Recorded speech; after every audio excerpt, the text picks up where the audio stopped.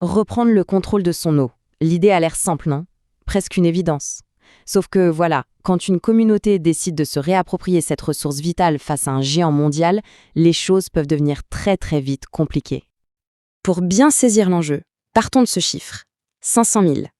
C'est le nombre d'habitants dans tout l'Est parisien qui dépendent chaque jour d'une seule et même source pour leur eau potable. 56 communes qui dépendent toutes d'une seule usine, celle d'Annette-sur-Marne, propriété du leader mondial Veolia. On imagine tout de suite la vulnérabilité que ça représente. Et comme si ça ne suffisait pas, l'urgence climatique vient tout compliquer. Le changement climatique, ça veut dire moins d'eau disponible dans la Marne, la source principale. En plus, cette eau est plus concentrée en polluants. Bilan des courses, le traitement devient plus complexe, plus cher, et le contrôle de la ressource encore plus crucial. Mais au milieu de ce contexte tendu, une opportunité qualifiée d'historique se présente. Pour l'agglomération de Marne-et-Gondoire, qui regroupe 20 de ses 56 communes, le contrat avec Veolia expire en 2026. La collectivité y voit le point de départ d'un plan de reconquête plutôt ambitieux. La solution proposée, c'est de créer une nouvelle structure, une société d'économie mixte, une SEM, baptisée Eau Énergie Solutions. Le principe est simple, les collectivités publiques sont majoritaires, ce sont elles qui tiennent les rênes. Voilà donc comment le partenariat est censé s'équilibrer. Le partenaire privé, Veolia, reste dans la boucle, mais avec seulement 15% des parts. Et pour peser encore plus lourd, Marne-et-Gondoire invite 2 autres agglomérations, Paris-Vallée-la-Marne et Val-d'Europe, à rejoindre la SEM. L'idée, c'est d'être plus fort face aux géants de l'eau. La stratégie annoncée, elle se décline en 2 temps. D'abord, le court terme.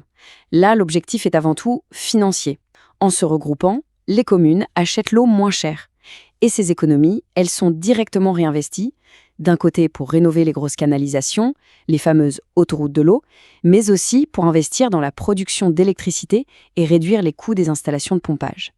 Et ensuite, il y a le gros morceau. Dans 20 ans, la collectivité aura une option pour racheter l'usine. L'objectif affiché, c'est la pleine maîtrise de la production d'eau. Bon, sur le papier, ça a l'air pas mal.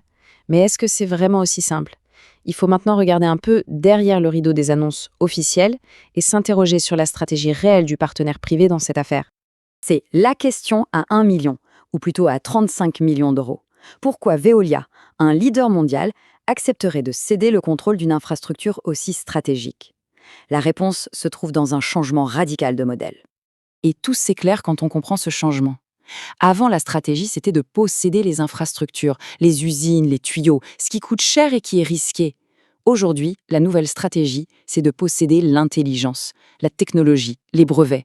L'objectif, ce n'est plus d'être le gestionnaire, mais de devenir le fournisseur de technologies indispensables. Et cette nouvelle stratégie, elle a une conséquence directe, une nouvelle forme de dépendance, bien plus subtile que la précédente. Une citation résume parfaitement ce paradoxe. La collectivité achète les murs, mais c'est Veolia qui vend le moteur. En cédant l'usine, Veolia se débarrasse du risque. Mais surtout, l'entreprise se rend indispensable, parce que pour traiter une eau de plus en plus polluée, il faudra bien sa technologie. Le vrai sujet n'est plus le prix d'achat de l'usine, mais le coût des futures licences et des contrats de maintenance. Face à ce risque, la société civile s'organise. Des associations citoyennes sont montées au créneau, bien décidées à demander des comptes et plus de transparence. L'association Coteaux et Vallées de la Marne, par exemple, a écrit directement aux élus pour alerter sur tous ces risques et insister sur la nécessité d'avoir des garanties en béton. Leurs demandes sont très concrètes, avec une idée simple, blinder juridiquement le contrat. Ils exigent par exemple que Veolia soit obligé d'investir dans l'usine et que le fameux pacte d'actionnaires soit rendu public. L'objectif, c'est d'éviter que la collectivité ne se retrouve à payer le prix fort pour un actif dégradé ou pire, technologiquement verrouillé.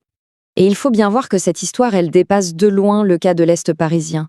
Si on prend un peu de recul, elle révèle un problème de fond bien plus large. Sans un cadre national fort, chaque collectivité se retrouve un peu seule dans son coin à devoir négocier des accords ultra complexes avec des géants mondiaux qui, eux, ont des armées de juristes et d'experts.